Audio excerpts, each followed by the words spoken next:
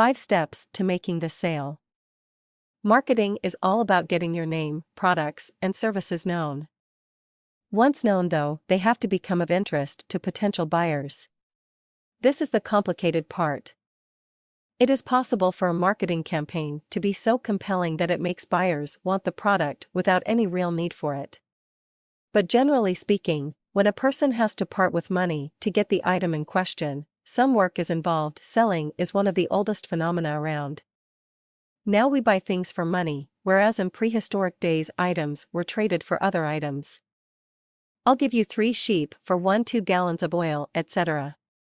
In times when life was much simpler, people only bought what they needed and what they could afford. They weren't usually sidetracked by luxuries and frivolities. But today, competition has reached an ultimate high.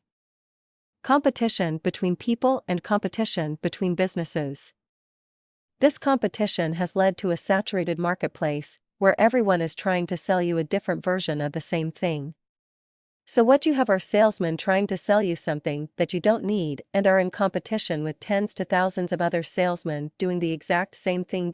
So, how is it done? The first step to any sale is finding at least one reason why the person you're selling to needs what you're selling. Is it to keep up with industry trends, to be considered a thought leader in their field, to spread brand awareness, to be on the cutting edge of technology or innovation, to extend their brand and offering in a new direction?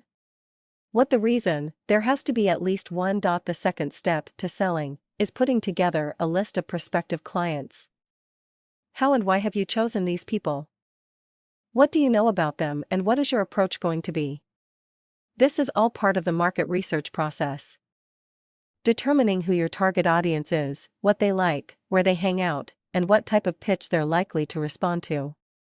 If you're cold calling a company, you should know quite a lot about them before picking up the phone.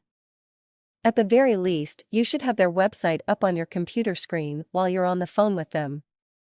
There's nothing worse than being hustled for business by someone who clearly knows nothing about you. The third step is not so much a step as it is a general knowledge. You have to know your product inside and out. People will always be reluctant to buy something they hadn't budgeted for. They will always instinctively say no, or grill you so much, they may as well have said no. If you know your product inside and out, you will be able to adapt your offering to respond to every hesitation they have. The fourth thing is to be charming.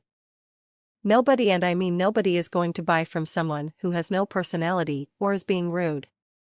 You've got to make people like you. Even though you're cold calling them, make talking to you the best part of their day. Finally, you have to be persistent.